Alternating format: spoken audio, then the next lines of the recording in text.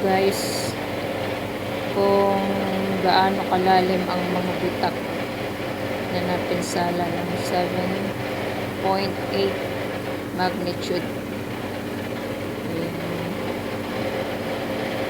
Mga kalsada, mga bundok, yan din sa mga bukid,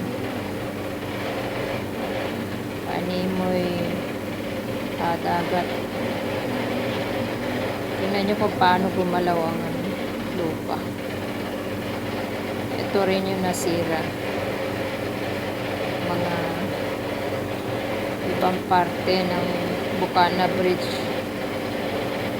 Ayan guys, buti lang di kumuho, pero may mga parte siya na bumitak, bumigay, basag. Yan, sa lakas ng impact ng 7.8. Diba? Ang lakas, no? 7.8 magnitude. Dami na sira. Sira yung ibang part.